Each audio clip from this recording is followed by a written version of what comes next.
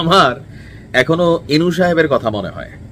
মানে ৭৫-এর ১৫ই আগস্ট পরবর্তী সময় শুনছিলাম আর কি, ইনু সাহেব তারা নাকি ট্যাঙ্কের উপর এটা এরকম ডান্স করতেছিল বঙ্গবন্ধু শেখ মুজিবুর রহমানের মৃত্যুতে।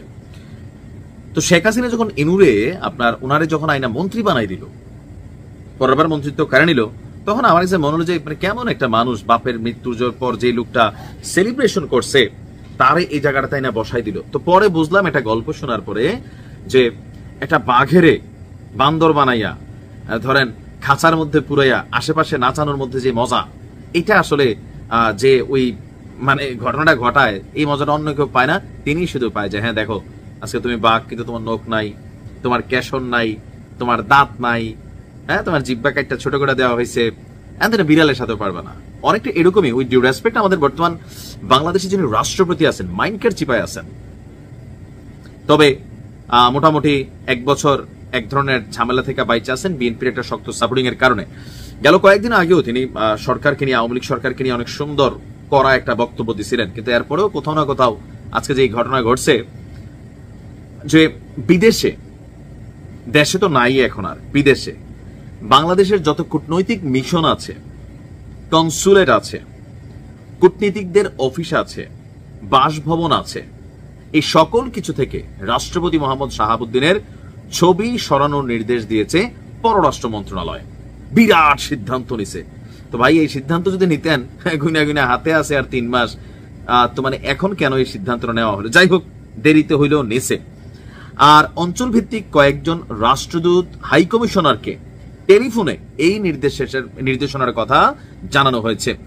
বিদেশে থাকা বিভিন্ন মিশনের সূত্রগুলো এই তথ্য নিশ্চিত করেছে। বলছে যে ঢাকা পোস্টে আসা প্রতিবেদনটি যে কোনো আনুষ্ঠানিক চিঠি বা ইমেল না দিয়ে, এখন এইটা কেন না দিল সেটাও আমার কাছে বোধগম্য না। যেটা তো একটা আনুষ্ঠানিক চিঠি যাবে রাষ্ট্র কর্তৃক, বাট এটা না করে টেলিফোন করে অঞ্চল ভিত্তিক কয়েকজন রাষ্ট্রদূত হাইকমিশনারকে কূটনৈতিক মিশন, কনসুলেট, কূটনীতিকদের অফিস, বাসভবন থেকে রাষ্ট্রপতির ছবি সরানোর নির্দেশ দেওয়া হয়েছে।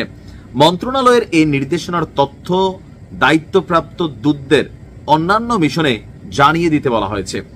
দক্ষিণ এশিয়া, আফ্রিকা, ইউরোপের কয়েকটি মিশনের দূতাবাসদের দূতদের সাথে কথা বলে জানা গেছে তারা এখনো পাননি, তবে বিদেশের 2টি মিশন প্রধান জানিয়েছে তারা সরকারের নির্দেশনা পেয়েছেন।